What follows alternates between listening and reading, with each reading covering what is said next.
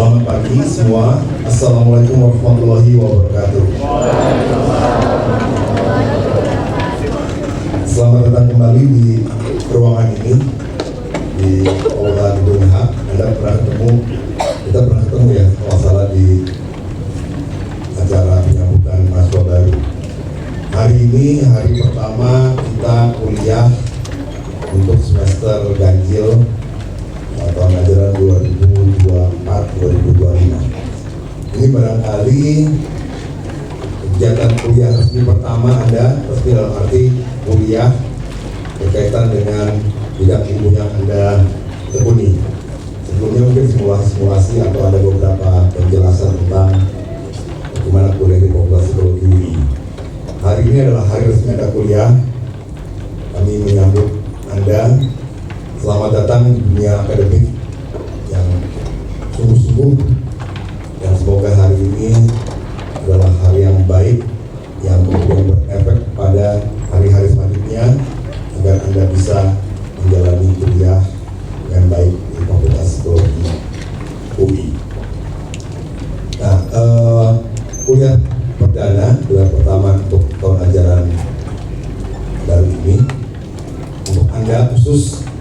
Saya kira ini luar biasa buat Anda khusus diberikan kuliah umum, kuliah perdana, kuliah pertama dari seorang yang saya kira sudah dikenal di masyarakat sebagai psikolog, dia mentor guru saya dari zaman saya baru masuk kuliah, udah diajar kuliahnya semester pertama, bimbingan pendidikan dan bimbingan karir, dan juga selama saya menjalani proses awal-awal menjadi dosen juga beliau ikut membina saya dalam berbagai hal, termasuk dalam pakai dasi dan memilih batik. Kita hari ini akan mendengarkan kuliah dari Profesor Dr. Rosmini Agus Salim yang biasa dipanggil dengan sebutan, kalau kita Mbak Romi, kalau di luar mungkin Bunda Romi. Anda pernah dengar atau zaman itu masih terlalu muda ya mereka? Topik kali ini tentang kesehatan mental, itu yang merupakan bidang kajian utama psikologi, tapi juga sesuatu yang sangat relevan dan penting saat ini di masyarakat.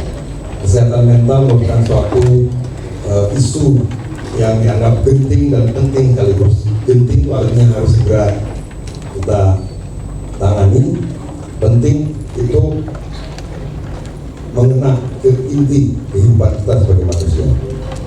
Anda hidup sebagai manusia berharap atau juga dituntut untuk sehat mental. Di dalam sehat mental ada yang namanya well-being, kebahagiaan yang menjadi tujuan hidup manusia menurut Aristoteles. Nanti ada kuliah.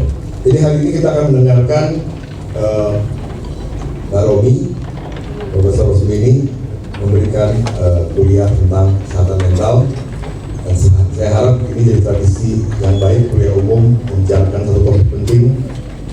Anda saya harapkan mengingat-ingat ini titik Anda mulai kuliah yang betul-betul kuliah dengan topik yang jadi core buat psikologi, dan harapannya apa yang Anda dapat hari ini bisa punya jejak panjang dalam proses Anda kuliah, lulus jadi sarjana, meneruskan jadi psikolog atau jadi doktor. Anda ingat ini titik berangkat Anda untuk menjalani petualangan akademik, petualangan ilmiah. Semoga bermanfaat, semoga betul-betul yang saya harapkan tadi terjadi. Semoga Anda mendapatkan inspirasi yang kuat pada hari ini.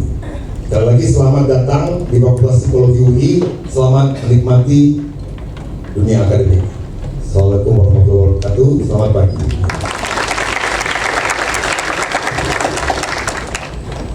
Oke, terima kasih Mas Apen untuk sambutannya. By the way, tadi lupa, agak kurang sopan, kita ucapkan selamat pagi dulu. Selain ke Mas Apen, ada Mas Diki juga, BB1 kita.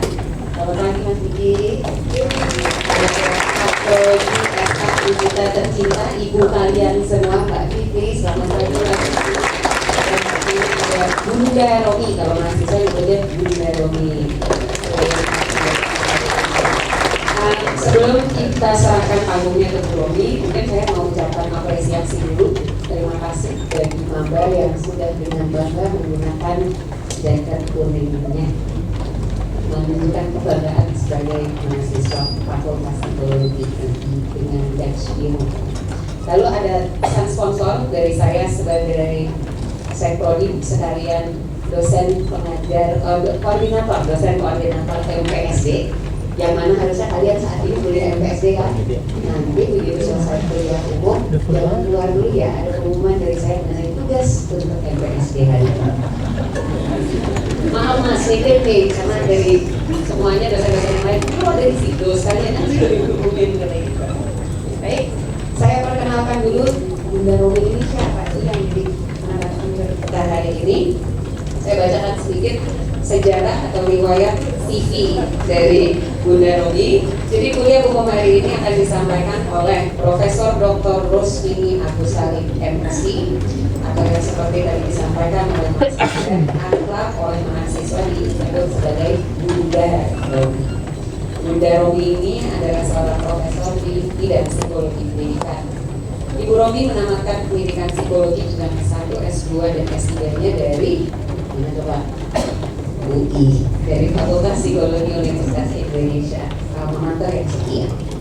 Selain aktif sebagai staf pengajar di Fakultas Psikologi UI selama lebih dari 37 tahun terakhir, Ibu Romi juga memegang beberapa peran tambahan, diantaranya sebagai anggota Senat Akademik UI, anggota Senat Akademik Fakultas Psikologi UI, sebagai koordinator studi psikologi magister terapan peminatan psikologi anak usia dini, dan juga sebagai pemilik sekolah Taman Kreativitas Anak Indonesia Jakarta. Malu-malu. Ibu Romi juga saat ini menduduki jabatan sebagai ketua kelompok riset Teacher and Student Effectiveness dengan banyak sekali publikasi ilmiah di jurnal bereputasi. Di tahun 2023 saja, Bu Romi mempublikasikan 5 artikel ilmiah, termasuk artikel yang berjudul Bercerita dengan Boneka Tangan untuk meningkatkan empati anak 4-6 tahun, artikel Upaya pencegahan kekerasan seksual pada anak 7-8 tahun melalui program pelatihan perlindungan diri, artikel Bercerita dengan Boneka Tangan untuk meningkatkan artikel Academic Motivation of High Schoolers During Distance Learning, the Contribution of Perceived Social Support and Grit, dan artikel The Role of Emotional Intelligence as a Mediator between Mindfulness and Student Academic Motivation During Online Learning. Baiklah, tanpa berpanjang-panjang lagi, mari kita sambut narasumber kita hari ini, Profesor Dr. Rosmini Agus Salim MSc, untuk menyampaikan kuliah umum yang berjudul Menjaga Kesehatan Mental Mahasiswa.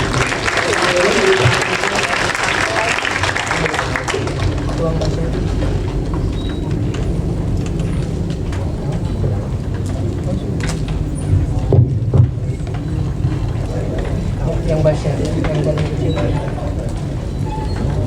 Adik kan kalau ngomong boleh kok. Terus ya. Assalamualaikum warahmatullahi wabarakatuh.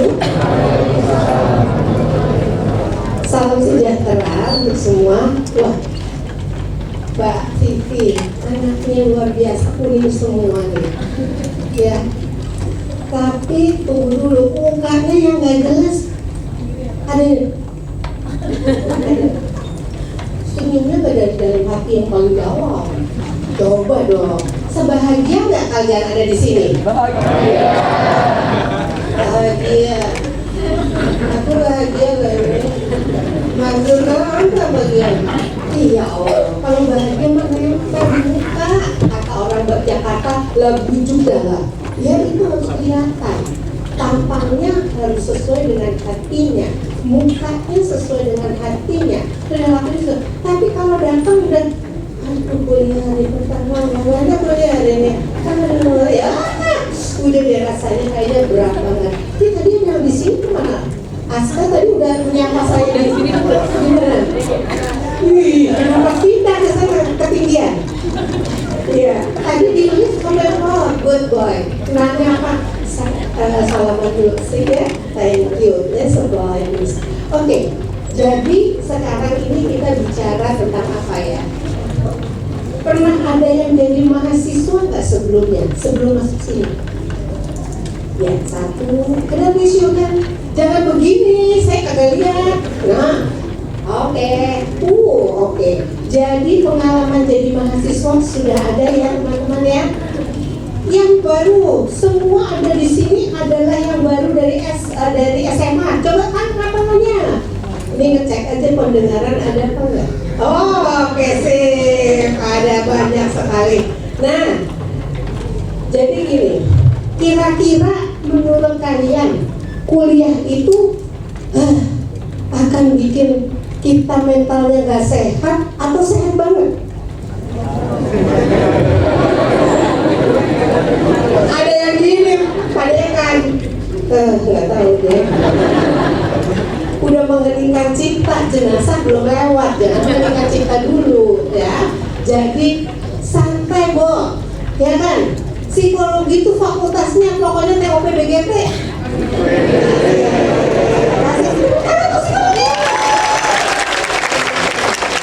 Psikologi itu pokoknya orangnya belajar oke, bikin hura-hura oke, ngapain juga oke. Jadi kita enak diajak kemana-mana. Nah, karena enak diajak kemana-mana, bahaya juga ini. Bisa nggak sehat mentalnya nanti. Kenapa? Tugas numpuk, sekarang prioritas lebih baik tawaf di mall. Tahu tawaf di mall?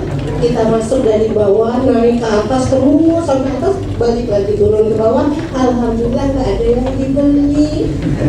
Ya, jadi kadang-kadang kita itu nanti harus dihadapkan mau belajar, mau kerja kelompok, atau mau jalan-jalan.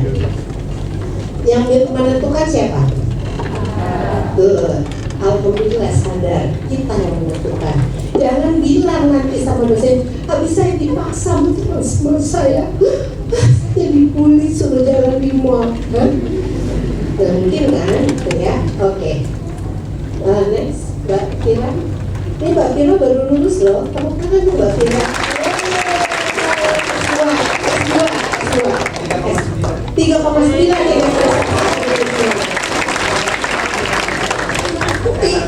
Waktu S1 juga gitu. Pokoknya dan ini yang pembimbingnya. Saya pembimbingnya. Nah, jadi mahasiswa telat menghadapi masalah. Misalnya aja menunda tugas. Pernah dengar itu? Waktu SMA kan ada tugas juga. Pernah menunda nggak? Alhamdulillah banyak yang punya pengalaman bagus. Lalu kepepet deadline. Deadline-nya udah di situ, aduh, kenapa lo di situ kok tidur aja deh, gitu kan? Nah, itu bisa terjadi. Tidak menyelesaikan tugas. Waktu SMA juga pernah pasti nggak menyelesaikan tugas, betul nggak? Cuman kalau di sini waktu SMA mungkin gurunya teriak, gitu ya.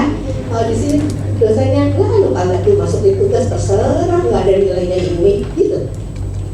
Karena kalian dianggap sudah lebih dewasa, jadi harus bisa membantu mengarahkan atau meregulasi dirinya sendiri. Lalu tidak mampu membagi waktu, pernah dengar itu? Tidak mampu membagi waktu. Ada nggak yang saat ini sedang mengalami masa di mana tidak bisa membagi waktu? Gak ada yang jawab, tapi semua menunduk. Artinya dia itu. Jadi nanti saya ajarkan bagaimana buat skala prioritas. Lalu sibuk dengan bermain games. Banyak yang senyum-senyum. Iya kan? Ya, nggak apa-apa sih. Cuman ada batas waktunya. Lalu menarik diri dari pergaulan, merasa tidak dianggap. Biasanya kalau tugas sudah banyak yang tidak disubmit, tugas banyak yang dilalaikan, tiba-tiba kemudian rasanya itu dunia runtuh sehingga takut kalau keluar ditanya tentang itu. Ketemu dosennya aja, dosen di sana lagi sini gitu. Ya, ketemu teman, dia lagi, ntar dia nanya lagi gitu. Tugas kelompok itu wajib harusnya ada nama kalian. Kalau kalian dalam kelompok itu tapi nggak mungkin dia akan menuliskan nama kalian teman-temannya kalau kaliannya nggak ikut hadir dan berkontribusi di dalam tugas kelompok. Karena nggak ngerasa dapat namanya di situ, Anda merasa terintimidasi. Lalu apa? Gak suka sama teman-temannya. Di Fakultas Psikologi saya mengutip Pak Dekan, bukan berarti kita berobat jalan, teman-teman. Berobat jalan tahu? Apalagi masalah ada gitu, saya lagi di psikologi sambil saya berobat. Dan katanya Pak Dekan, kalau dosanya bukan berarti kayak sembuh-sembuh. Kelihatannya kan dosennya kayak gini, nah, tuh kan? Tampang dosen bukan gitu. Jadi nggak akan nanti di sini terlalu menemukan dosennya, oh ya sophisticated gitu ya. Kan biasanya cincai bawa gitu ya. Next Mbak Fira. Nah, di masa kita ini ada namanya VUCA. Volatility itu artinya adalah ketidakpastian. Contoh ya, zaman waktu kita pandemi itu dunia berubah, siapa yang bisa memprediksi? Mbak, ini perlu dicatat atau kalau bisa dikasih aja PPT-nya. Ya, ngapain nyatetin?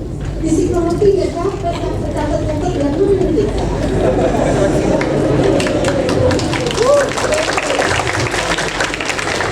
Rasa bangga juga ditemokin. Terus kemudian uncertainty, semua tidak pasti. Itu dunia zaman sekarang. Kenapa? Ini berdampak nggak kepada mahasiswa? Berdampak. Mahasiswa waktu kemarin rata-rata semua kuliahnya adalah melalui online, ya daring. Sehingga kalau kita udah pada capek, kelihatan cuma ujung kepala aja tuh di layar, gundulnya doang. Syukur-syukur masih ada rambutnya, kadang-kadang juga nggak ada rambutnya kayak Mas Diki gitu. Nggak boleh baby shaming ya. Nggak, mental saya nanti. Ya, itu dulu begitu tuh waktu tuh. Sehingga mahasiswa bilang, boring bu, boring bunda, kesel deh rasanya kayak begini. Kelihatannya nggak ada. Sementara kalau saya juga sebagai dosen, nggak tahu teman-teman yang pasti juga merasakan, itu juga terperangkap dalam situasi seperti ini doang, dalam bentuk layar. Ya, bisa pakai jamboard, bisa pakai apa, tapi nggak nyaman. Tapi kemudian harus diterima. Ada mahasiswa yang lulusan masa pandemi ya, Mbak. Iya, sehingga mereka kena ujian di pandemi itu luar biasa. Halo, tahu kalau ujian di sini di UI, ini layar, udah ada pakai itu ya, kamera nyala, lalu pakai satu device lagi untuk melihat lu nonton apa di situ. Itu dulu. Makanya ketidaknyamanan ini berdampak pada prestasi. Benar nggak? Ya kan? Kalian waktu di SMA juga begitu kan? Sama. Lalu kemudian ada namanya juga complexity. Sebetulnya kepengennya sederhana tapi jadi sesuatu yang kemudian nggak jelas. Terus ambiguity. Ambiguous apa? Ambiguous apa? Nah, jadi masa ini akan kalian dapatkan. Tetapi kalau kalian nggak bisa kemudian memiliki mental yang sehat, akan menanggapinya kemudian bisa macam-macam, nanti jadi penyebab jalan beneran. Bukan berarti di mahasiswa ini aman-aman aja, karena saya pernah punya mahasiswa PK yang attend suicide tahu? Ingin bunuh diri, merasa nggak diterima di teman-temannya, ketinggalan dalam pelajaran, merasa nggak dapat informasi dari teman-temannya, dan orang tuanya jauh, tidak ada di Indonesia, merasa sendiri di kos-kosan. Dampaknya apa? Lalu dia mulai menggores-goreskan, bikin batu. Tahu kan batu?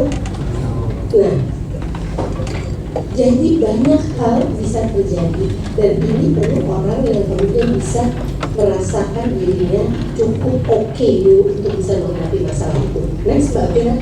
Nah, stres. Katanya stres itu apa? Stres ya, bukan stres, tapi stres. Nah itu apa?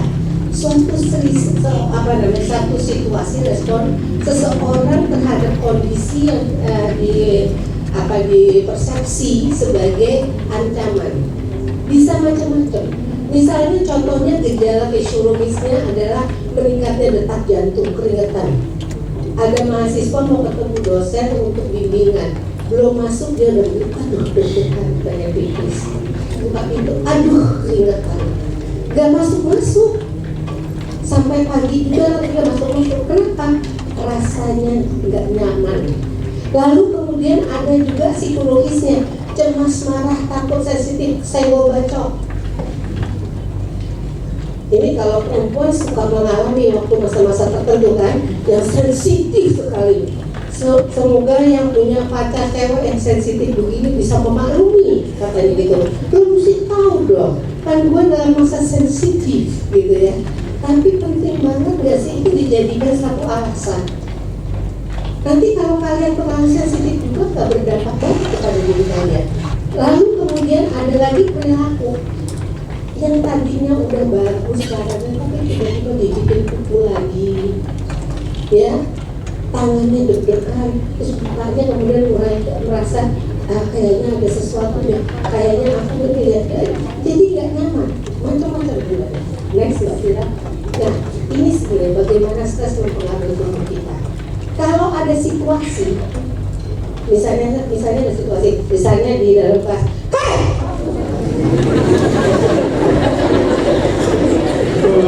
gak ada jantungan kan? Alhamdulillah. Itu untuk satu orang jadi ketawa, untuk orang yang lain astagfirullah, ya Allah, ada gempa bumi apa ya Allah. Soalnya tadi waktu saya gejol gini bunyi, ini kuat gak ya Pak? Berat loh ini saya. Jangan dicek, gak pernah dicek lagi. Kenapa sih hitam-hitam? Oh bukan tempelan. Jadi pada waktu kalian melihat satu situasi, satu orang bisa mempersepsi berbeda dengan orang yang lain. Setuju nggak? Ada pacar kalian, ini kejadian nih, parkiran psikologi. Dia udah tampaknya udah bete, mulutnya turun ke bawah, matanya udah begini, tapi kayaknya tangannya mau genggam, rasa genggam. Dapat cowoknya yang jemput, jadi mana aja lah. Terus cowoknya kan kotor, maaf, macet mulu. Dia nggak lihat saya di belakang situ, dia asik di belakang, nggak saya tidurin. Macet mulu. Gak pernah deh tepat waktu. Ini orang kira-kira nyari pacar apa nyari supir? Supir ojol. Iya nggak?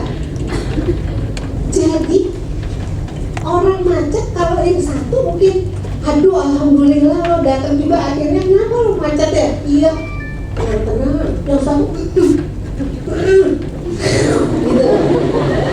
Ya nggak? Itu jadi kondisi situasinya sama, tapi kognisi kita menangkapnya jadi berbeda, sehingga persepsi kita berbeda. Kalau tadi Mbak Romi teriak tadi, hai gitu, itu kira-kira teman-teman pikir saya apa? Nekat aja, belum ada TS, belum ada UAS, tenang aja. Mbak Romi apa? Jangan diem, mesti turun nih. Lihat ya, cuk.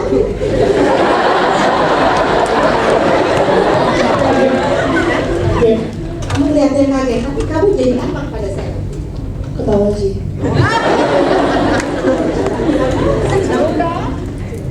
Mbak Romi ngagetin. Mbak Romi ngagetin. Ini orang Jawa kali. Kaget. Kamu gimana? Mbak Romi kayaknya mau ngomongin orang ngantuk. Bangunin orang ngantuk, udah terus dulu. Tadi dari atas nih nggak ada yang wah, gitu. Kalau kamu lihat yang Samuel, Jadi lebih segar Mbak Romi. kok sesuai yang segera? Ya, Mbak Romi kreatifnya jadi bangunin orang-orang yang gitu. Ini kan pagi-pagi kan masih ngumpulin gitu ya, nyawa ya. Samuel panjang jawabnya, nanti siap-siap dosen dengan panjang. Jadi kalian kalau ada orang marah gitu mau mendekat atau menjauh? Menjauh, alhamdulillah menjauh lah sama gue. Ya enggak? Tapi kan nggak selalu seperti itu ternyata kejadiannya. Ada orang yang ketawa tadi cuma bilang, tapi ketawa kok, cuma nampaknya takut-takut deh. Maksud lo ketawain gue? Gitu ya. Itu cara kognisi persepsi kita. Persepsi dipengaruhi oleh banyak hal sehingga hal satu itu bisa ditebak atau dipersepsikan, dilihat menjadi sesuatu yang berbeda. Berpengaruh pada emosi nggak? Pengaruh nggak? Pengaruh. Kamu diteriakin orang, kalau nggak lagi demo, soal di demo kan semua orang teriak ya. Ini bisa sakit hati nggak? Bisa marah nggak? Bisa. Berpengaruh kepada emosi, berpengaruh lagi di hormon tubuh kita dan berdampak pada perilaku. Orang yang tersinggung bisa jadi kemudian dia tidak ngajakin berantem orang tapi nyinyir. Bisa nggak? Iya. Itu bagaimana kita kalau kemudian terima situasi nggak nyaman, situasi yang nggak nyaman itu biasanya tidak sesuai dengan harapan kita, itu pasti berdampak pada diri kita. Jelas ya teman-teman? Alhamdulillahnya tiap hari kita ketemu masalah-masalah seperti ini, benar nggak? Naik angkot tiba-tiba udah mau dia lewat, gitu. Naik motor, motong di depan seenaknya, berdampak nggak pada kita? Iya. Jadi setiap hari itu ada, dan bagaimana kita memberikan persepsi menyikapinya berpengaruh pada diri kita. Dan selanjutnya. Nah, bagaimana? Itu dengan manajemen stres. Kemampuan menggunakan sumber daya dengan efektif dalam mengatasi gangguan atau kekacauan mental, emosional yang timbul karena tanggapan atau respons yang kita berikan terhadap situasi itu. Jadi kalau kita mengatakan bahwa kita punya masalah, ini masalahnya di dalam psikologi, stres yang berkepanjangan jadi depresi.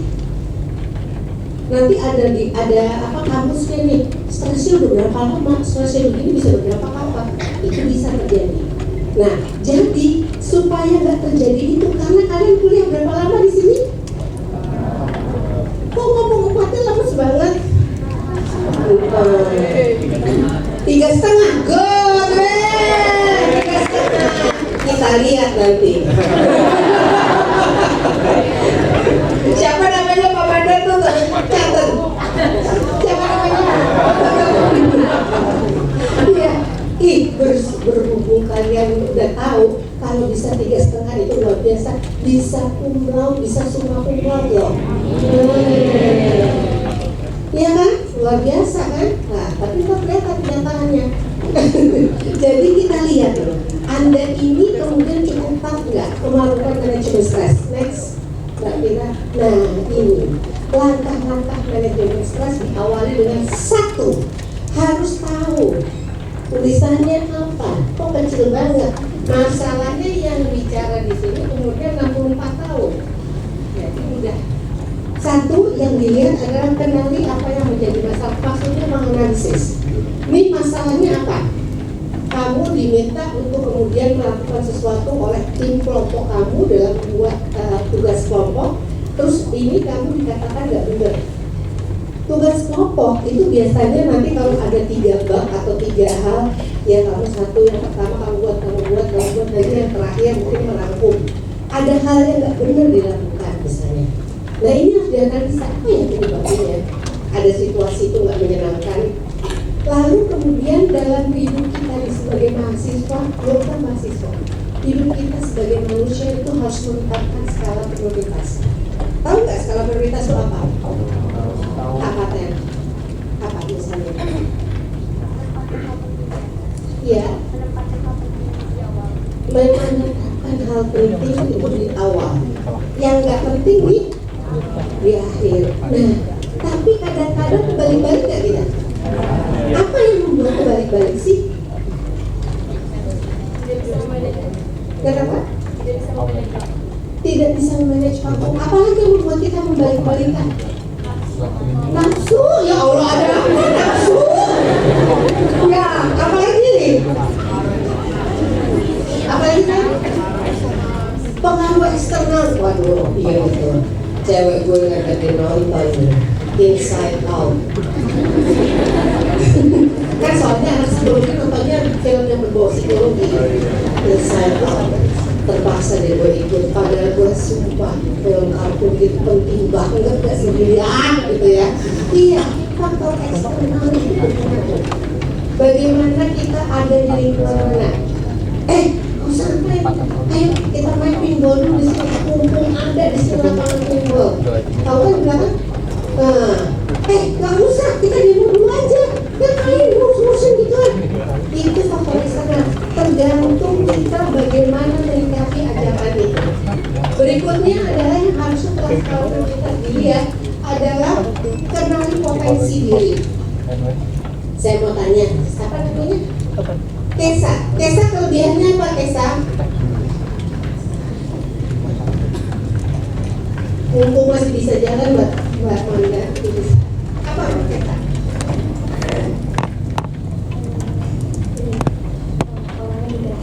Orangnya detail, kita combine.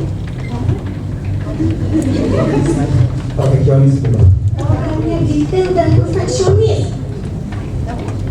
Negatif benar. Ini anaknya aku ya. Bapaknya ada di sini, mana deh? Apa ya?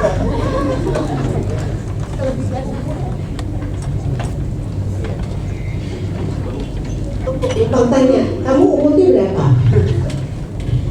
Umurnya berapa Beta? 18. Selama 18 tahun tinggal di badan itu terus nggak? Iya nggak? Lu kan nanya. Orang dia nggak tahu badannya sendiri. Di itu situ terus nggak?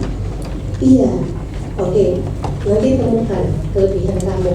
Kalau kekurangan berani, bukan berani beli kan? Oh.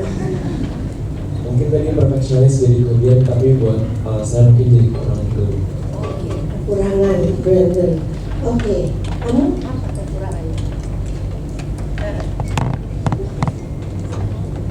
Kalau kurang berat badan, saya kasih lemak saya.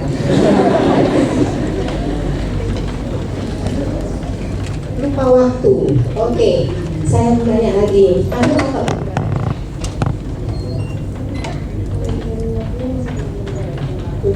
Jadi gini, ini contoh aja. Diukur itu seperti ini. Ulunya harus tahu kelebihan dan kekurangan kita. Betul nggak? Saya kan nggak pindah dari badan ini pindah ke badan itu, pindah lagi ke badan itu, nggak gitu kan? Kita tetap di badan ini. So you have to know about yourself. Kelebihannya apa? Kekurangannya apa? Orang kalau nggak tahu kelebihan dan kekurangannya akan sulit untuk merencanakan ke depannya. Betul nggak? Kok saya terperosok sih di sini? Kenapa ya? Mikir dan salahin eksternal.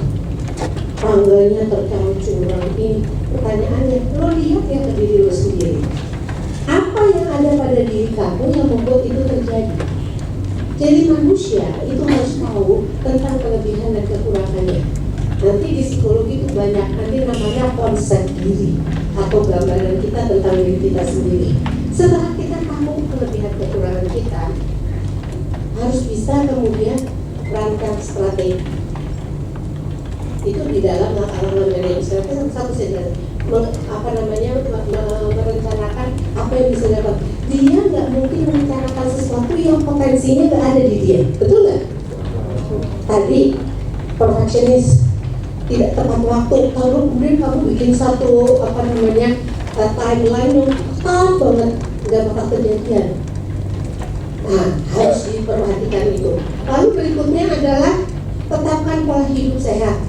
Mahasiswa itu kudu harus olahraga juga, kudu harus makan yang benar. Kenapa mahasiswa suka sakit tipes? Yang kos. Kenapa coba? Makannya nggak bener, makannya di pinggir jalan, nunggu dikasih sama temen, ya nggak? Makannya itu tergantung yang ada, yaitu apa? Mie instan, ya kan? Jadi ya begitu. Nah itu kejadian, sehingga kalau lifestyle atau cara hidup sehatnya itu nggak sehat, maka akan berdampak pada apa? Pada performance kita juga. Yang terakhir adalah kemudian kemampuan untuk memahami moral. Nyontek boleh nggak? Yakin? Bola pakai pemustaki tukang mesin. Are you sure? Nyontek nggak boleh. Lihat pekerjaan teman deh, kalau gitu boleh nggak?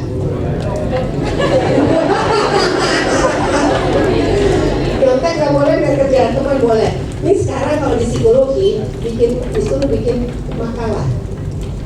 Dari makalah yang ada kita bisa ngecek, betul kan Mbak Bibi, bisa ya mahasiswa melakukan itu ya, untuk melihat apakah ini adalah tulisan orang lain atau tidak, plagiarisme. Kalau Anda kena pasal itu, Anda nggak dimasuk, nilainya nggak keluar. Mahasiswa ada yang ujian S1 nggak lulus karena apa? Plagiarisme.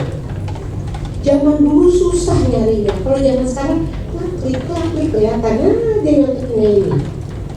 Kenapa? Tadi semua hasil karya mahasiswa itu masuk juga di Turnitin. Di mana Turnitin itu adalah untuk mengecek plagiarisme atau ada apa tidak di dalam tulisan itu. Kalau dia udah lulus itu tersimpan. Nanti ada make, siapa bilang hanya Allah dan kalian yang tahu, seluruh dunia bisa tahu. Karena kita bisa ngeklik, database-nya sudah ada, ini punya database-nya. Gitu, ya. Itu nakut-nakutin, tampangnya udah berubah lagi kalau ditakutin. Oke, next. Nah, pertama kenali yang menjadi masalah.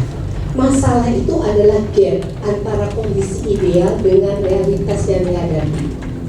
Itu biasanya masalah. Karena apa? Nggak sesuai dengan keinginan kita. Apakah masalah sebenarnya membuat stres, manajemen waktu, tadi ada kuliah atau apa, atau sambil kuliah sambil menjadi pengusaha, misalnya gitu. Kan sekarang banyak toko-toko online. Siapa bilang mahasiswa nggak itu bisa masuk ke Shopee dan sebagainya, apalagi sih Shopee, Tokopedia, apalagi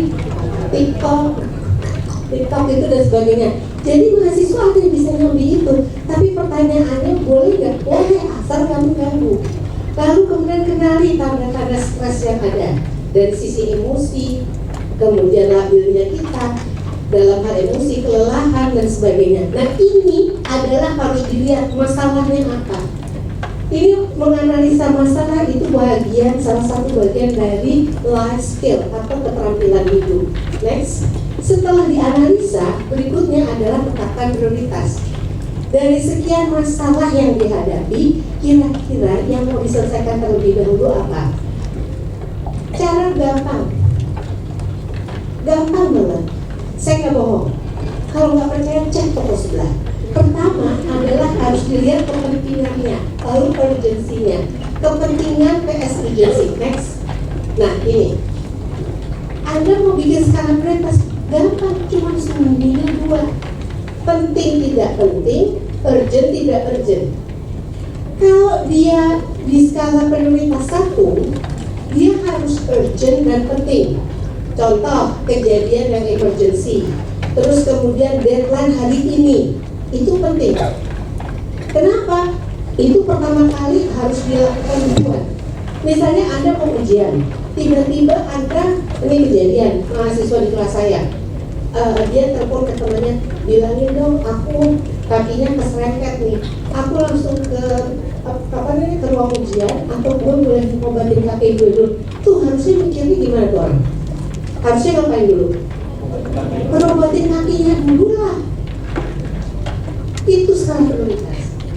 Gak usah nanya temennya, gak usah nanya pengajarnya, pasti ada nanti kebijakan untuk membantu dia. Iya, dia harus diobati dulu. Lalu kemudian yang B itu penting tapi tidak mendesak atau tidak urgent. Contoh, ada laporan yang akan harus diselesaikan dalam 1 minggu atau dalam bulan depan. Itu bisa ditunda untuk, itu tetap penting karena akan membuahkan nilai bagi kalian. Di psikologi ada UTS, ada UAS, itu nilainya ada. Tugas-tugas ada nilainya dan ada tiap itu ada bobotnya. Jadi kudu wajib harus ada. Lalu kemudian tidak penting tapi urgent. Tidak penting tapi urgent. Contohnya adalah menjawab chat. Tapi nggak usah semua yang ada chat yang masuk terus harus dibaca dulu sambil kuliah. Kita kalau bisa di kuliah selalu bilang dosennya, teman-teman boleh dipasang tetapi di silent. Terus masukin kantong. Terus teman-temannya pintar, Mbak Vivi. Permisi Bu, mau ke belakang gitu. Saya tungguin 10 menit dia masuk. Dia ngapain? Kamar mandi masa ngosek? Bisa loh saya ikutan. Saya tungguin duluan. Pas dia keluar dia kaget, maaf Bunda,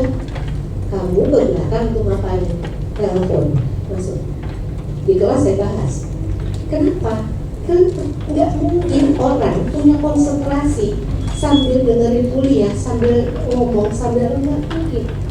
Jadi apa? Harus diskala prioritaskan. Itu misalnya nggak penting dijawab dulu, tidak penting. Lalu tidak penting dan tidak urgent.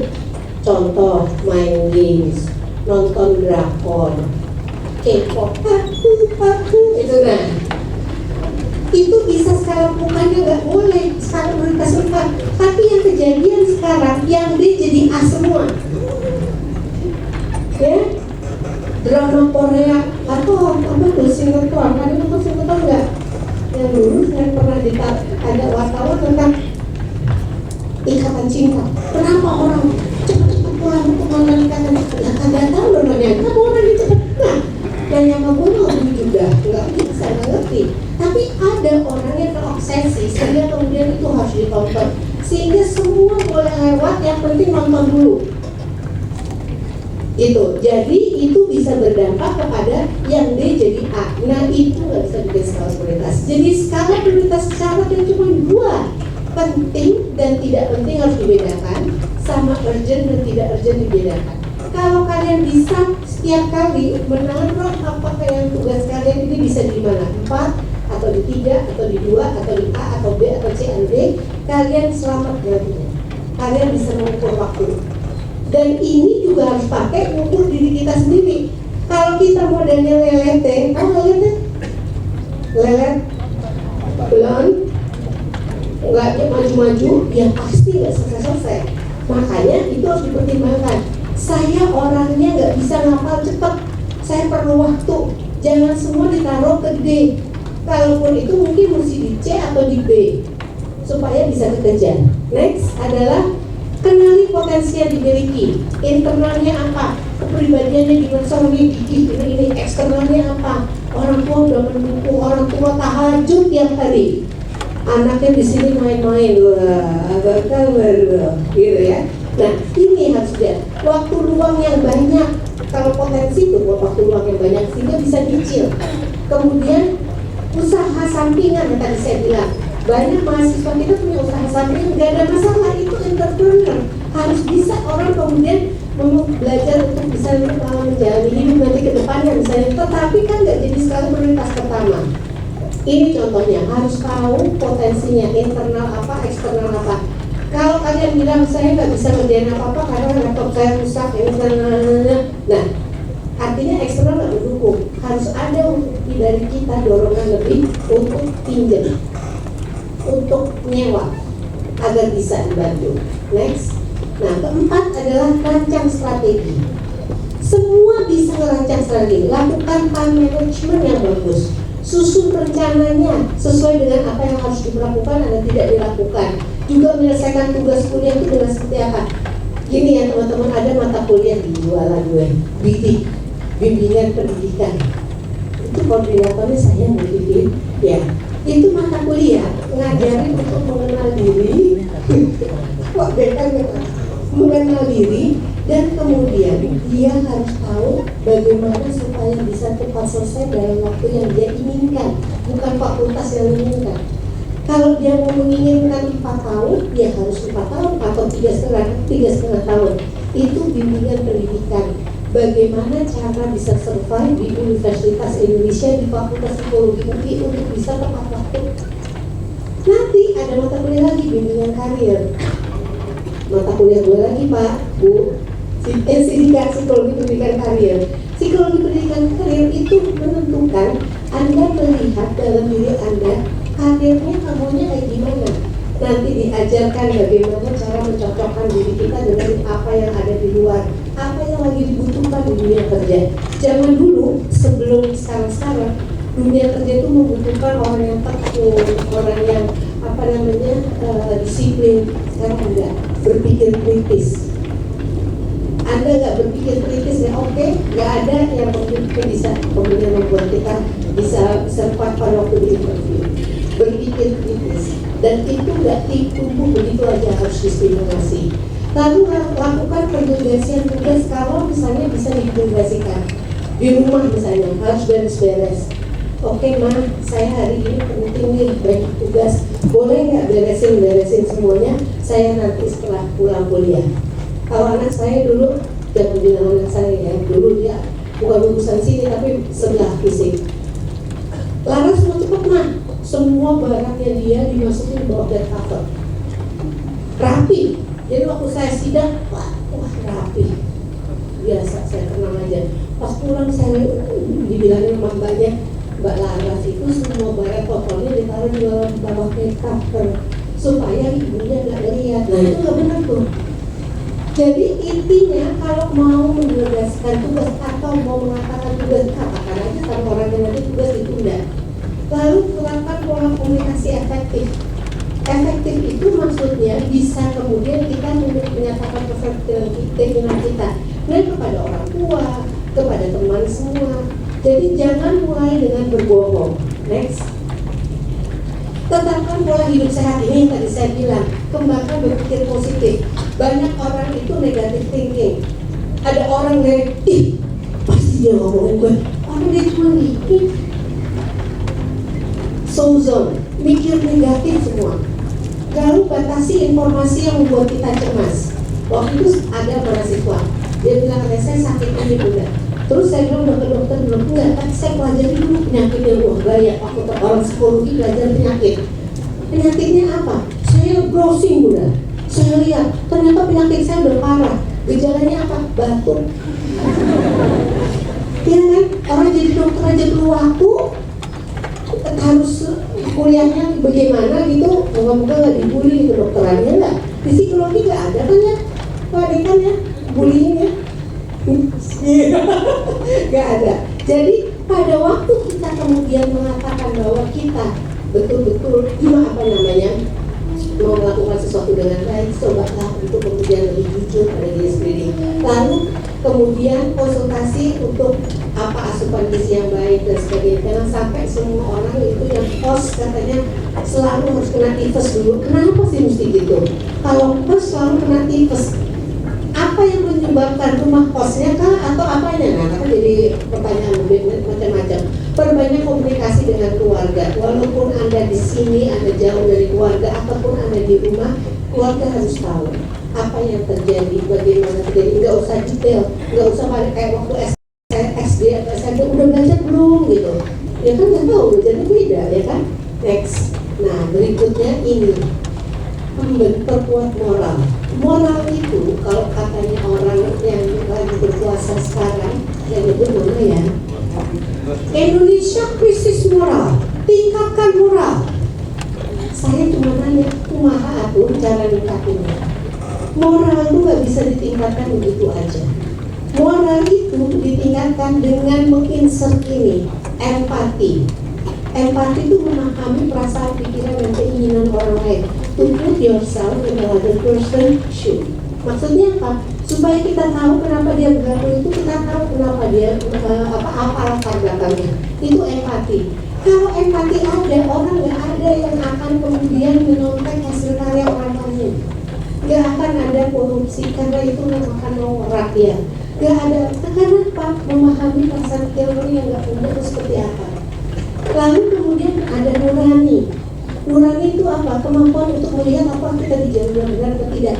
Ini si moral ini, si ingredients yang namanya virtue. Virtue itu hal yang esensial yang harus ada dalam moral. Itu harusnya diberikan sejak Anda balita, sehingga bisa take care dengan temannya, bermain bersama, berbagi dan sebagainya. Lalu kemudian kontrol diri. Orang yang kemudian membuli itu rata-rata nggak bisa kontrol diri. Kemarin ada acara pelatihan bullying di fisik. Nah, kemudian dibedakan antara membuli dan kekerasan. Kalau anak sama anak pasti bullying. Tapi kalau orang besar, orang tua, dewasa dengan anak apa? Lebih kekerasan. Karena jadi bullying sama kekerasan sama, tapi ada satu orang powernya lebih besar daripada yang lain. Nah, jadi kalau kita merasa bahwa kita nggak punya self control, kita nggak bisa mengontrol diri kita. Tadi lingkungan luar yang mengontrol diri kita, itu bahaya. Kenapa anak-anak yang kemudian pernah dengar yang ada presenter yang anaknya dikeluarkan dari sekolah? Oh iya, berarti lihat disilat sama hotcase. Itu kenapa jadi berdampak ke bapaknya? Karena apa? Karena tadinya anaknya nggak apa-apa, tapi begitu ada teman-temannya untuk melihatkan eksistensi dirinya, dia mencoba kemudian membuli anak baru yang masuk ke kelompok itu. Jadi kalau ditanya kenapa kamu melakukan itu, sudah tradisi, itu kan nggak masuk di akal. Lalu kemudian setelah kemudian kita kontrol diri, juga ada yang namanya respect, memiliki penghargaan dengan orang lain. Ada kemudian namanya kindness, berbuat baik, kebaikan, itu harus dimasukkan juga. Lalu tenggang rasa, toleransi. Kalau kata orang toleransi harus bisa menerima semua. Pertanyaan saya, tahu nggak toleransi itu nggak hanya antar agama? Toleransi bahwa saya sama kamu berbeda pendapat tuh ada. Saya sama kamu berbeda pendapat, gak usah kemudian gontok-gontokan. Saya sama kamu sama-sama lagi pilkada nih. Tapi saya kan kemudian begini, tapi juga benar ada rasa seperti itu. Tapi kita nggak usah bermusuhan, misalnya seperti itu. Lalu kemudian yang terakhir adalah fairness. Bagaimana bisa menjadi fair? Nah ini harus masuk ke dalam diri kita supaya kita bisa kemudian membedakan baik dan buruk. Karena moral esensinya adalah manusia bisa membedakan mana yang baik dan mana yang buruk. Itu Mbak Nana. Silakan nanti kalau ada yang mau bertanya, wabillahi taufiq wal hidayah. Wassalamualaikum warahmatullahi wabarakatuh.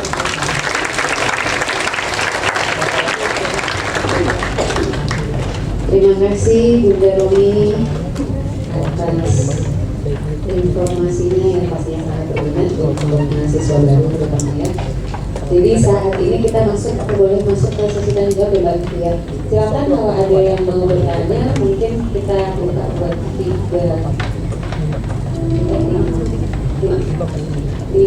mungkin kita lihat ya 3, kalau ada sampai 5 boleh sampai 5 yang mahasiswa KI misalnya there are kelas reinforcement education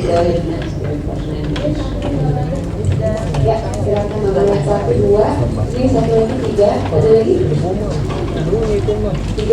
4 ada lagi 5 pas 6 7 ini dulu deh, yang sebelah sini dulu, itu sebelah sini boleh ya.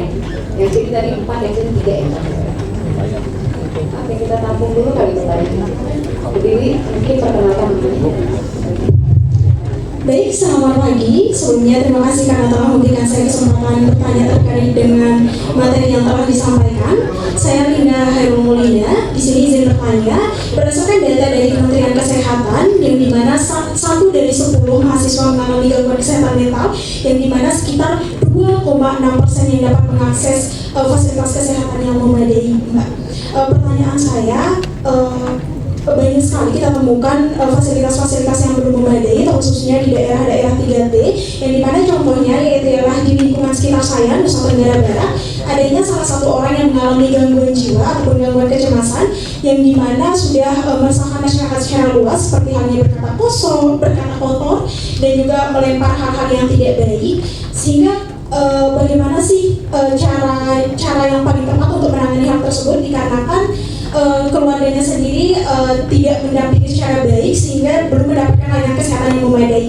Dan juga kami sebagai mahasiswa psikologi terkait dengan tadi pembahasan yang dimaksud terkait dengan adanya empati, apakah empati kami sebagai mahasiswa psikologi dipertanyakan karena tidak dapat membantu secara baik terkait dengan layanan kesehatan yang ada? Terima kasih.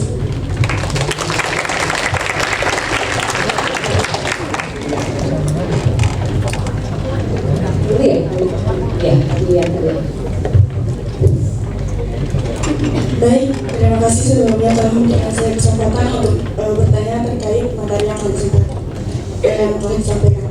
Sebelumnya perkenalkan, nama saya Dini Septiani Azri.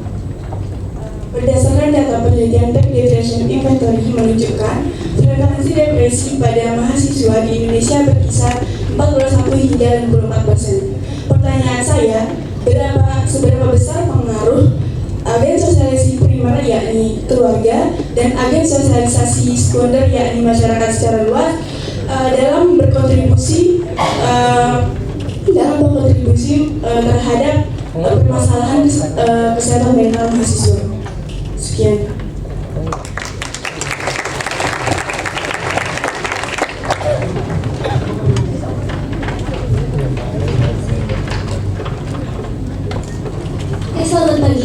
Assalamualaikum warahmatullahi wabarakatuh.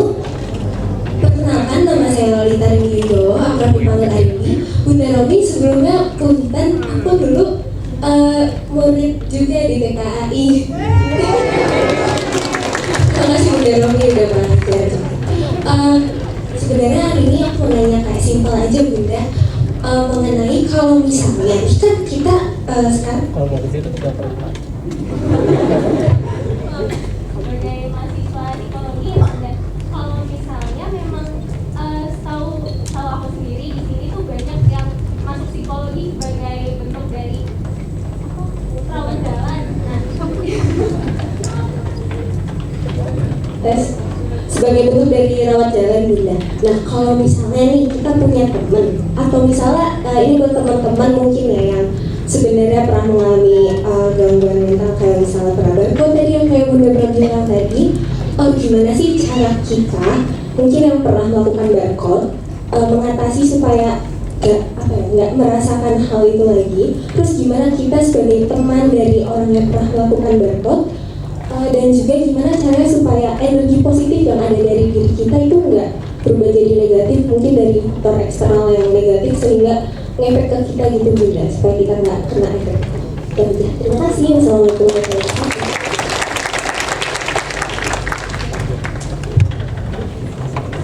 Ya, Assalamualaikum warahmatullahi wabarakatuh. Selamat pagi teman-teman Bunda Romi dan Bapak Ibu semuanya. Perkenalkan, nama aku Akila. Bunda izin bertanya terkait dinamika yang terjadi pada mahasiswa baru pada umumnya. Nah, Bun, kita kan pasti dari siswa-siswi pilihan lah ya untuk masuk sekolah di UI. Nah, pasti kita juga punya ambisi, punya keinginan yang besar sekali apa yang akan kita lakukan di sini. Tapi di sisi lain tadi kita juga harus aware sama kemampuan kita yang terbatas. Nah, ketika kita punya ambisi, punya ingin perfeksionis lah ya, tadi Abi bilang kita pengen ngelakuin ini itu, kita pengen semuanya sempurna. Tapi kita juga sadar bahwa karena mahasiswa baru pasti ada keterbatasan gitu. Nah, di kebimbangan ini ketika kita pengen ngelakuin ini tapi tahu keterbatasan diri kita, itu memunculkan sebuah ketakutan, aduh gimana ya kalau aku tertinggal gitu, gimana ya kalau misalnya aku tidak secepat teman-teman yang lain gitu. Ada perasaan ketakutan bahwa kita nggak sebaik itu. Bagaimana cara kita untuk meyakinkan diri bahwa mungkin cara mengatasinya juga kali ya, meyakinkan diri bahwa nggak apa-apa gitu, take care of yourself, dan kalau misalkan ngerasa belum sesuai kemampuan kita ya it's okay gitu, semua akan baik-baik aja. Gimana cara meyakinkan diri bahwa it's okay gitu kan. Terima kasih. Beralih ke sisi sebelah sini ya, karena ini pertanyaannya cukup dalam ini jadinya Kolombo ya. Linda, ya Allah, kamu kalau MC kayaknya. Kalau Mas Aten bilang kayak apa Mas Aten? Jangan.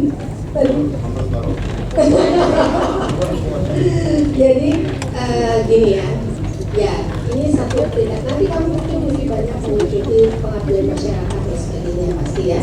Juga kita kan ada ibaratnya magang atau apa namanya KKN dan sebagainya, MBKM. Nah, jadi gini, ini sering banget nih anak sih, kamu kok naik angkot ada depan, kamu boleh gimana psikologi? Kamu tahu kita dong, cara gue kayak gimana? Itu Mbah Dukun, katanya alam ada Mbah Dukun. Nah, jadi itu bukan yang seperti itu kita, ya kan? Jadi batasi pemahaman kamu. Kalau saya selalu gini, sebelum kita ngasih advice kepada orang dan sebagainya, kita harus pelajari, kita kembali kepada buku dan sebagainya. Saya punya klinik untuk bisa terima dari orang praktek gitu ya. Nggak bisa saya kemudian tanpa bantuan teori, bantuan dari jurnal untuk bisa membantu orang itu, karena perkembangannya itu terus ada. Dan kalau kita kemudian mengatakan bahwa nah kita batasnya sebagai orang yang baru belajar aja, memahami dia. Tetapi kalau sudah ODGJ itu mungkin harus juga ada bantuan, bukan hanya dari psikolog, lebih besarnya adalah apa? Psikiater. Psikolog itu nggak bisa bikin resep. Psikiater bisa bikin resep untuk mengurangi ketegangannya dan sebagainya, itu bisa dikasih obat. Tapi kalau psikolog nggak bisa. Senjatanya psikolog itu advice, saran. Saya makanya kalau ada orang tua bilang, diem ya bu, saya bawa ke sini, saya bilang ibu bukan psikolog. Iya nggak bakal mungkin, apalagi anaknya udah dewasa. Orang harus sadar, saya butuh bantuan, itu butuh ke psikolog. Saya nggak ngerti caranya, bantu saya melihat masalah saya dari helikopter view. Psikolog itu pakai yang namanya empati, jangan simpati, apalagi mentari. Kenapa? Kalau kita simpati, misalnya ada orang datang ke saya, Bu Romi, anak saya gini, saya dibohongin, saya gini, anak saya tuh sudah durhaka gini. Ibu itu nangis 1 ember, saya 2 ember. Memahami, memiliki perasaan, pikiran, dan keinginan yang sama dengan ibu itu. Kalau kita empati, memahami, bukan memiliki, memahami perasaan, pikiran, dan keinginan ibu itu, sehingga sebagai psikolog atau sebagai orang, saya masih ada di luar sini, saya bisa melihat masalah Anda, saya bisa kasih saran kepada Anda. Jelas ya? Jadi psikolog itu empati. Nah, kalau Anda ngomong empati seperti itu, pada batasan kamu belum bisa melakukan banyak hal. Yang dilakukan adalah mencarikan dia tempat terdekat di situ. Biasanya psikolog itu ada di rumah sakit, RSUD dan sebagainya, atau di universitas. Tadi juga ada pertanyaan siapa ya? Kalau ada teman yang mengalami depresi dan sebagainya, Lolita ya panggilannya. Diko jauh ya kamu dengannya. Tapi saya terima karena dari TKAI. Jadi kalau itu harus ada, misalnya kita arahkan misalnya ke klinik satelit, atau kalau di sini ada klinik terpadu. Jadi bisa kemana aja, dan untuk mahasiswa itu biasanya free. Ya, jadi sebagai orang yang berempati kita ngasih arah jalan ya, gimana caranya? Mungkin untuk keluarganya juga harus mengatakan jangan dipasung nggak lari kemana-mana, betul kan? Kalau dipasung nggak lari kemana-mana. Tapi masalahnya juga di situ dan dia tidak dapat kemajuan apa-apa. Harusnya diberikan cara untuk bisa memperbaiki diri dan hidupnya. Kedua, oke, Dini. Gimana, apa, peran mana yang lebih berkontribusi, keluarga atau masyarakat? Gini, manusia pada waktu jadi masih anak, balita, bawah 2 tahun balita, bawah 5 tahun balita, bawah 3 tahun, the first circle itu adalah keluarga. Setiap hari kita dapat shaping, pembentukan dari pola asuh orang tua. Ada anak yang kemudian ngerasa bahwa orang tuanya selalu gak bisa gini, kamu orang pintar, kamu harus gini. Manusia itu kalau menurut saya tidak diukur kepandaiannya hanya akademisnya saja, ya. Tapi ada masih orang tua zaman now itu yang kadang-kadang kiblatnya ke sana. Sementara kamu udah generasi, kalau misalnya sekarang udah beda lagi. Jadi stres yang kemudian dan kamu nggak berani, orang tua itu kadang-kadang nggak boleh kita bantah karena kita merasa kita anak dan nggak boleh dibantah. Ya. Yang perlu dilakukan adalah bagaimana memberitahu kepada orang tua secara baik agar bisa tahu apa yang dihadapi dan sebagainya. Jadi orang tua bisa berpengaruh, masyarakat atau lingkungan bisa, tetapi itu lebih jauh lagi. Karena apa? Yang dia hidup di tempat mana itu dulu ya. Kalau ada teori Bronfenbrenner, itu pertama circle pertama ada lingkungan keluarga, lalu kemudian tetangganya, lalu kemudian berikutnya sekolah, lalu berikutnya begitu. Tergantung berapa waktu dia spend hidupnya di mana, itu akan berpengaruh. Misalnya di pesantren, tentu besar, karena pesantren itu atau sekolah berasrama itu kan dia agak pelan-pelan, hanya sampai satu titik tertentu bila dia lulus atau dia baru boleh izin pulang atau lebaran pulang gitu, jelas ya. Tapi tiap orang itu menjadi sesuatu yang tidak nyaman terhadap dirinya, tidak sehat mentalnya, itu harus dilihat, dianalisis. Nggak bisa nebak kancing, ini pasti ini deh, nggak bisa ya. Terus kemudian R&B. Nah, kalau ada teman kita yang seperti itu, memang harus ditolong. Tolongnya adalah apa? Mengajarkan kepada dia melihat, dia kadang-kadang melihat masalah lebih besar daripada masalahnya. Kecolek gitu, gue dikepukin gitu, exaggerate gitu ya, supaya kelihatan gimana gitu. Apalagi kalau masuk konten, bagus kalau ada biru-biru gitu di sini, gitu kan misalnya. Jadi kita harus bantu dia untuk melihat sesuatu lebih real. Seperti apa sebetulnya masalahnya. Jadi dia tidak kemudian melebih-lebihkan dan membuat dirinya merasa terpuruknya makin ke dalam. Ajarkan dia cara berpikir bahwa ada kemungkinan tidak seperti yang kamu pikirkan, tapi seperti ini. Bagaimana supaya tidak terpengaruh sama dia? Jangan terlalu banyak terus berapa jam terus dengan dia, kecuali teman kos kamu gitu. Nah, itu bisa dilakukan dengan cara, dan kamu bisa mengantarkan dia kepada klinik terpadu, satelit, RSUD, banyak tempat itu bisa membantu. Dan di situ juga ada tim kita gitu ya. Kadang-kadang gini, mahasiswa dia punya masalah, tapi dia nggak berani memperlihatkan itu di keluar, sehingga tidak berani untuk kemudian menyelesaikan. Kemarin saya dengan mahasiswa profesi di sini ada kasus klien, itu masalahnya adalah anak UI. Masalahnya dia adalah bahwa dia itu selalu sempurna di mata bapak dan ibunya. Lalu dapat pacar yang merendahkan dia, seolah dia nothing. Itu kemudian jadi masalah di dia.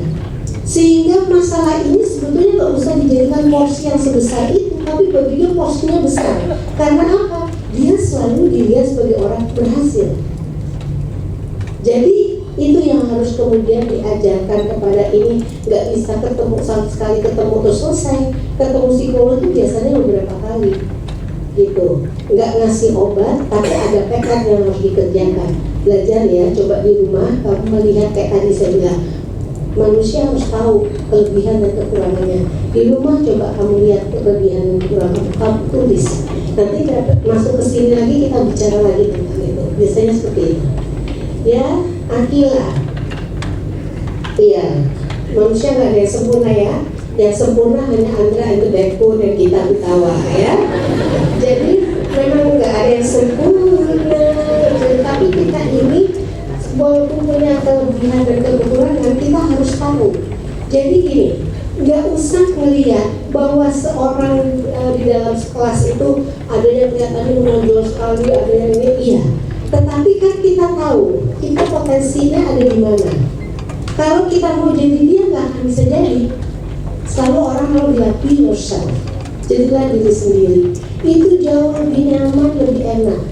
Bahwa kalau kamu tidak mampu, tidak bisa. Misalnya gini ya, di waktu itu ada mahasiswa psikologi yang PA-nya Mbak Romi. Dia ngerasa dia tak mampu ngikutin gaya teman-temannya karena memang datang dari keluarga yang tidak memberikan terlalu banyak lebih dana.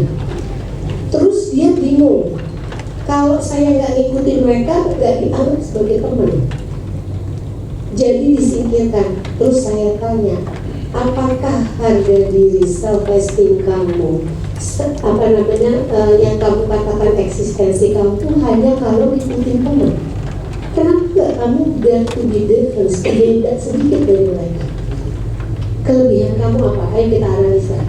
Misalnya seperti itu. Di sini, di semua universitas, terutama fakultas psikologi, peran PA, pembimbing akademis itu harus dimanfaatkan. Jangan bikin chat ke PA disiap aja hanya pada waktu minta nambah SKS, kurang SKS atau gini. Tapi kalau ada masalah, ngomong sama PA-nya. Harus tahu nomor PA-nya. Mbak, permisi Mbak, aku mau ngomong, Mbak, aku ada masalah nih. Boleh. Tapi lihat waktunya si PA. Karena alhamdulillah kita ngajar tuh tiap hari biasanya. Tapi ada kesempatan pasti bisa untuk bisa memberikan waktu untuk anak bimbingannya. Ya, jadi dipakai seperti itu. Terjawab? Oke, jadi kamu nyanyi itu aja dulu, sempurna gitu ya, pakai. Oke baik, tadi ada 3 orang di sini. Selain coba tunjuk tanganku, jadi lebih 4 nih Mbak. 5 tes 1 juga. 3 ada lagi? Boleh kalau 4 juga. Itu kamu dulu deh. Oh ya 4 nak, nah 1, 2, 3, 4, 2 laki, 2 perempuan. Siapa nak ngeliat? Ya itu 2000 tuh. 2000. Oh 5 ya? Oke, sebelumnya Assalamualaikum warahmatullahi wabarakatuh.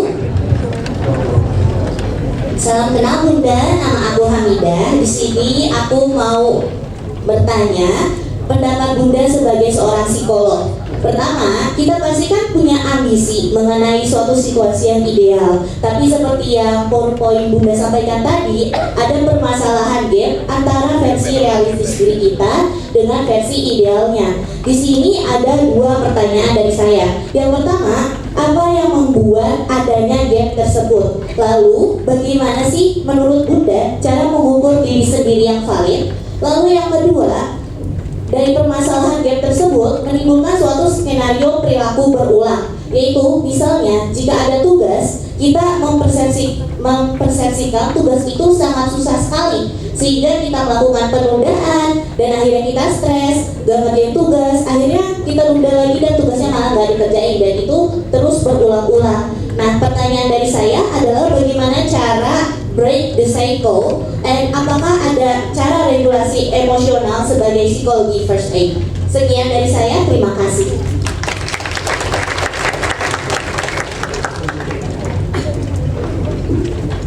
Halo semua, terima kasih atas kesempatannya. Perkenalkan, nama saya Marco yang tadi teriak 3,5 tahun.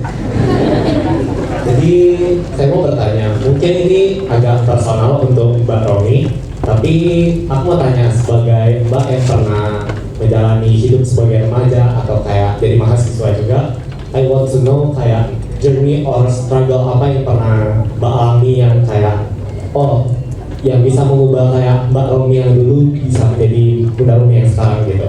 Jadi kayak aku mau tahu aja ceritanya gitu, or do you have any advice for us gitu. Thank you.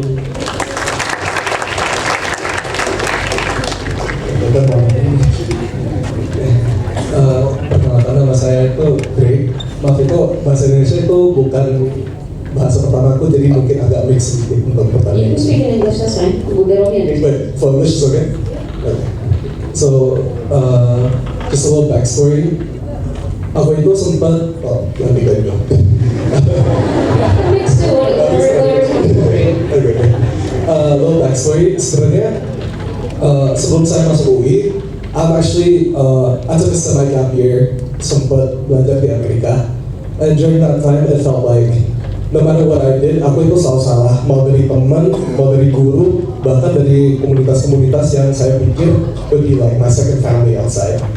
It got to the point where aku sampai kayak almost like gitu. Jadi now I'm also kind of experiencing the same problem di Indonesia where it feels like no matter what I do, aku itu selalu bersalah, apalagi dari keluarga. Itu pertanyaan saya itu for the people that are going through things like this, what is something that they can do, bukan hanya untuk menjaga like their mental health, tapi untuk like mencegah lebih dahulu daripada dealing with it on the spot. Thank you.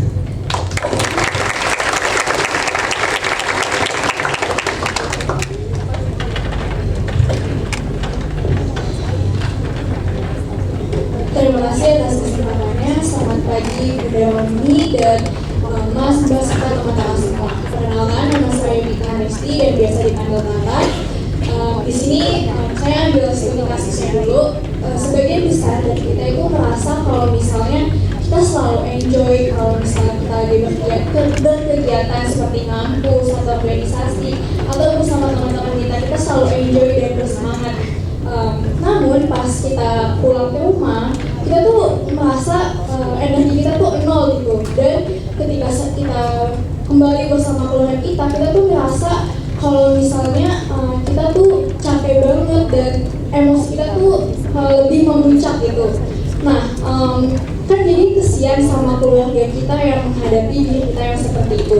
Jadi pertanyaan saya, bagaimana kita tetap bisa menstabilkan mental serta emosi kita mau di luar ataupun di rumah, karena agar di sekitar kita pun juga emosi dan mental tetap terjaga. Terima kasih.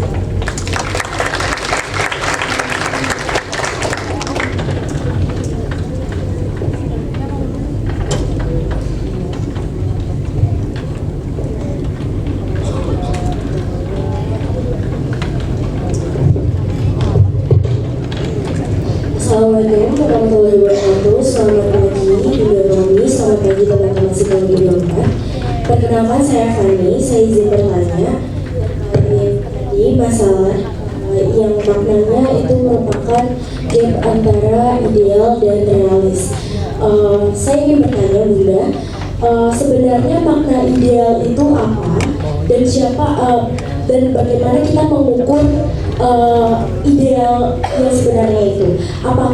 Bagaimana kita menselaraskan antara realistis kehidupan kita dan idealisme tersebut? Sebelumnya terima kasih. Wassalamualaikum warahmatullahi wabarakatuh.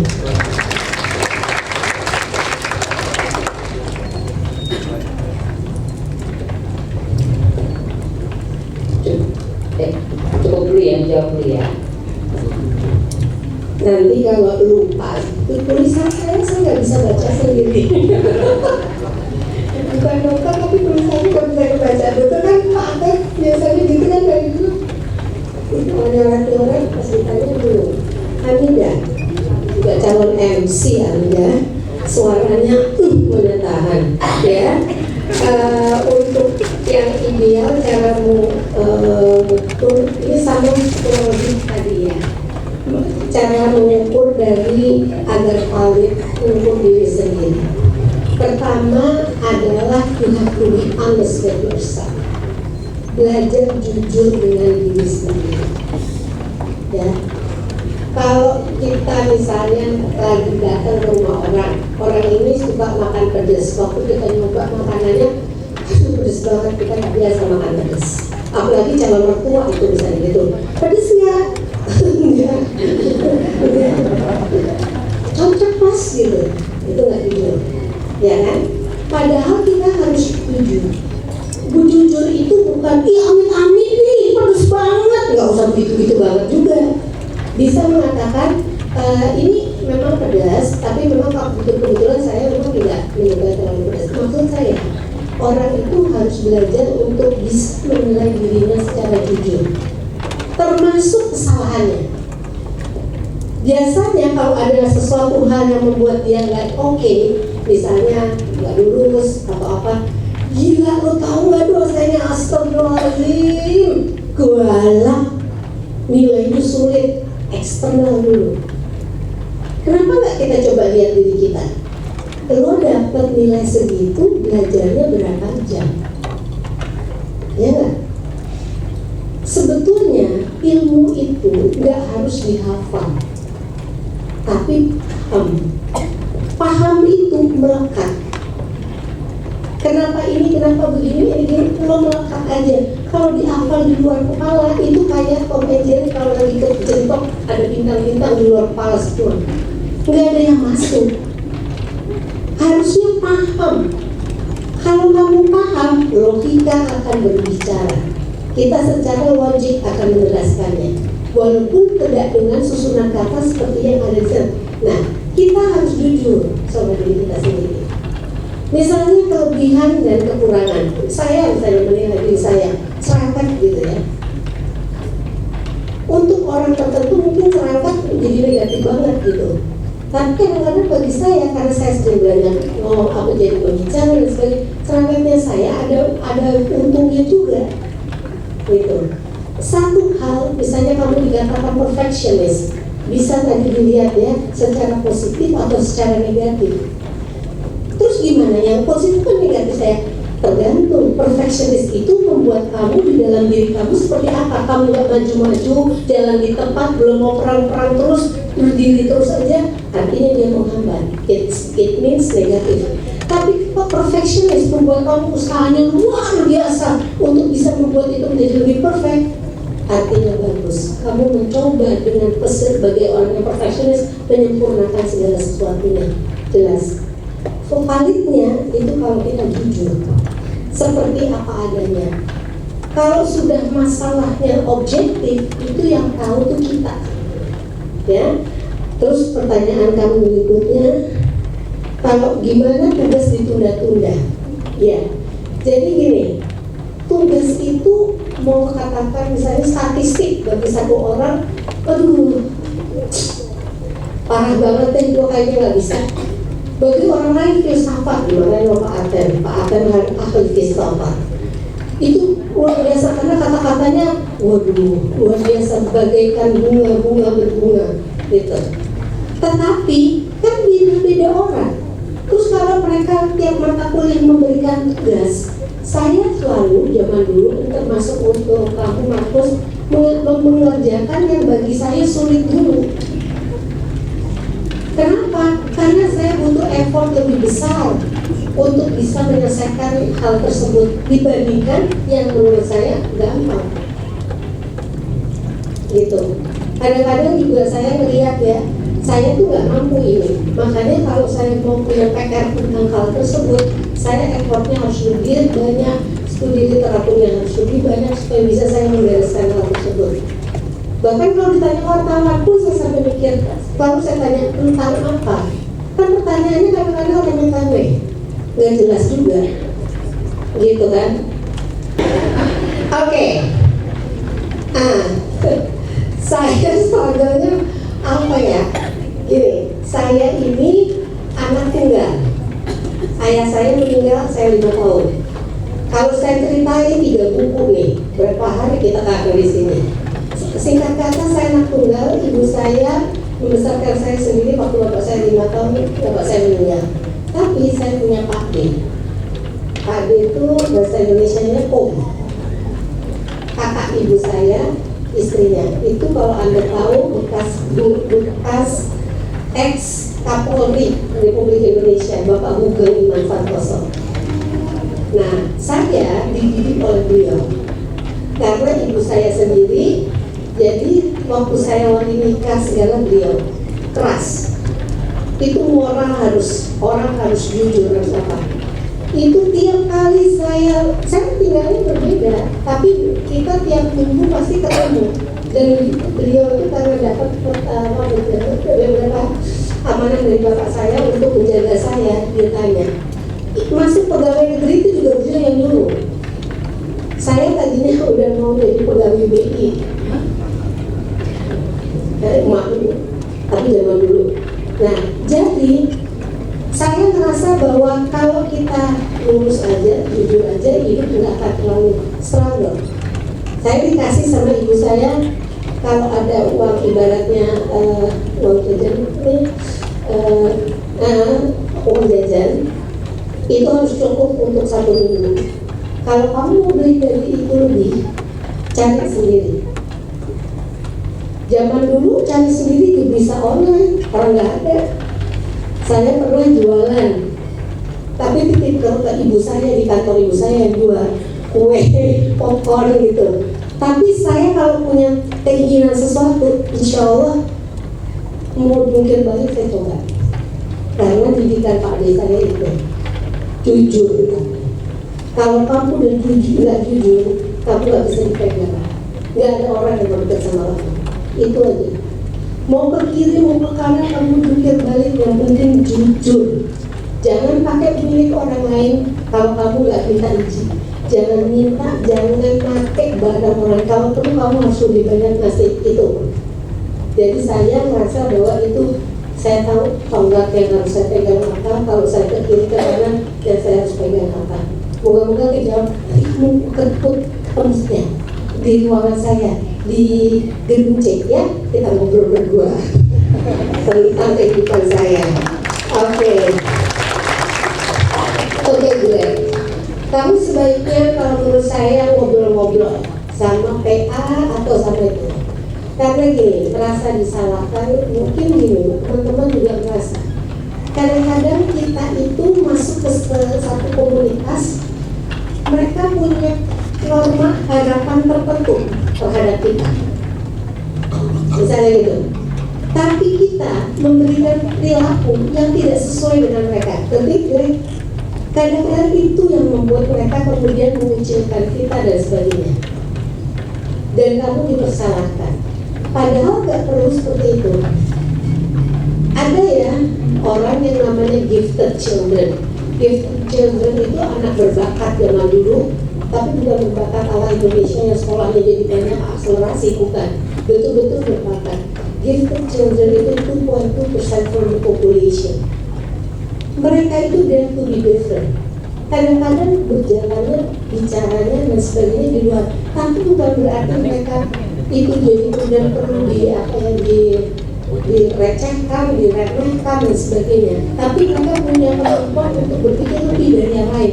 Karena kemampuan yang lebih membuat orang yang rata-rata itu bertanya, kenapa sih kayak gitu, nyebelin banget, gitu, ya.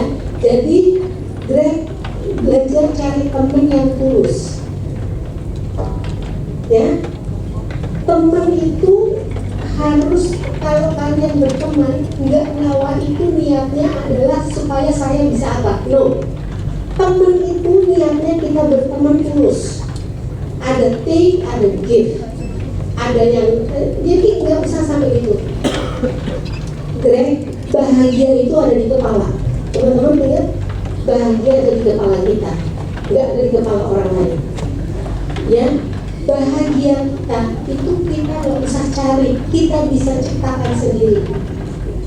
Jadi make it sure bahwa kamu harus bisa bahagia dan kamu bisa beradaptasi dalam situasi lingkungan kamu di sini. If you need help, mungkin harus bisa cari PA kamu atau you go to klinik terpadu ya di fakultas untuk ngobrol, cari teman untuk bisa ngobrol, ya. Tapi temanilah Greg, karena siapa tahu kalian dapat belajar banyak dari Greg. Enggak, karena ada experience juga banyak. Kalian tuh Greg.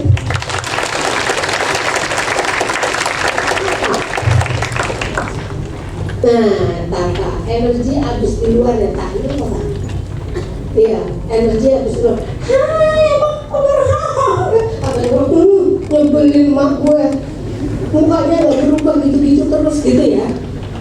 Iya, gini, kamu sama temen toleransinya banyak.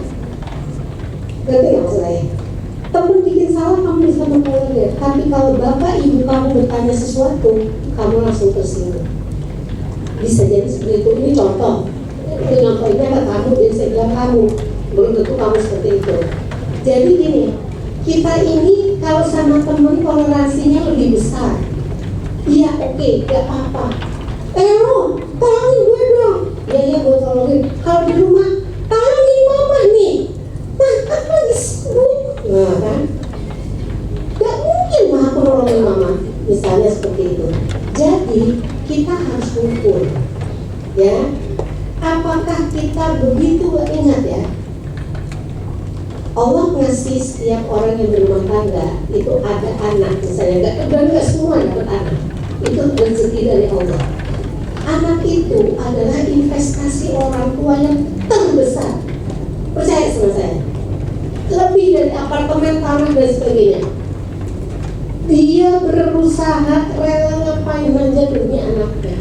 Bahkan ada di TK di sekolah sini, di fakultas ini, orang tua yang nggak mampu tapi menyekolahkan anaknya sedemikian rupa sampai dia harus jual apapun juga dia lakukan.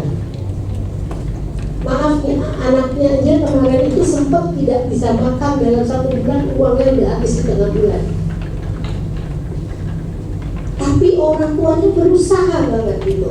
Orang tuanya bilang bener nak kamu mau ke UI, apa enggak itu kemudian jadi beban juga kamu karena ibu sama bapak nggak bisa, tapi berupaya. Karena apa? Orang tua ini tahu anak ini adalah anak luar biasa yang harus diberikan semua support gitu.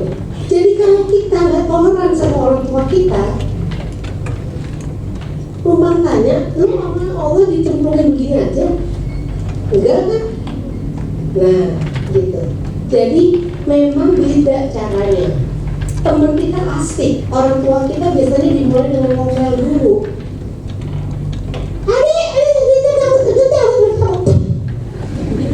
Gitu kan? Ngomel dulu dimulainya. Tapi kemudian, baru kemudian kita bisa mencoba memahaminya. Ini kuncinya, mencoba memahami mereka. Empatinya dipakai, kontrol dirinya dipakai, kemudian coba punya kindness kepada mereka. Paling sedih waktu ibu saya meninggal di usia 84 tahun. Saya bilang, aduh mama, saya kangen mencium kakinya, karena saya utamakan selalu mau kemana-mana cium mama kiri kanan, tapi juga kakinya. Nggak punya itu lagi, dan kalian akan menyesal kalau itu sudah tidak bisa dilakukan lagi. Ya, semoga kita semua bisa berbakti sama orang tua kita. Oke Pak? Amin. Oke. Pak, itu tadi Mama Dede yang ngomong. Bukan suaminya. Bukan psikolog itu, bukan psikolog. Kami itu tadi ideal itu apa? Bagaimana ya? Paling saya tentang ideal ya. Bagaimana kita melihat antara ideal dan yang tidak ideal, yang kemudian ada gap itu.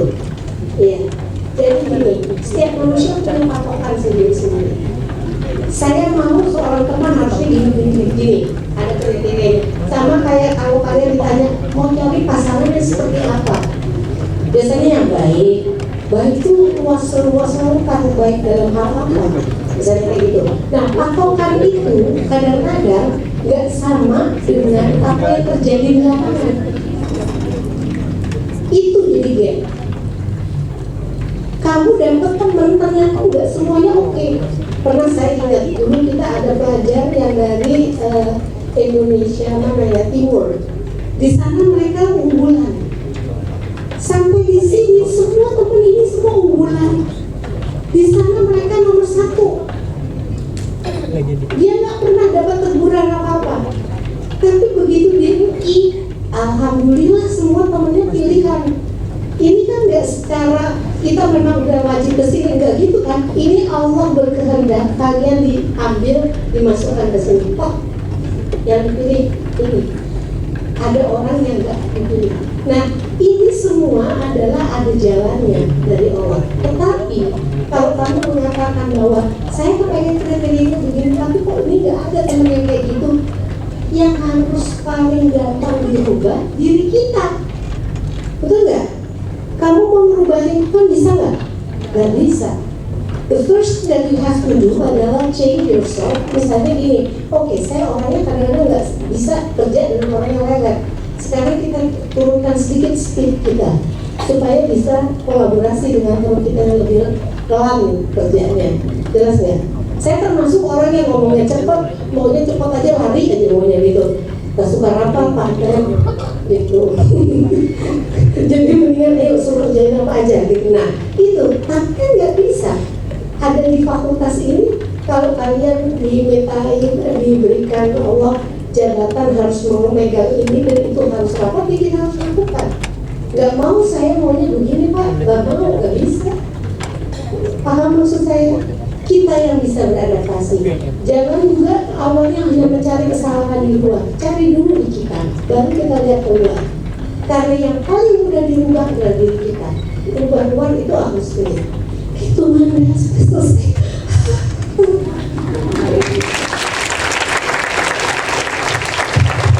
Baik, terima kasih. Mungkin tepuk tangan yang mulia sekali lagi untuk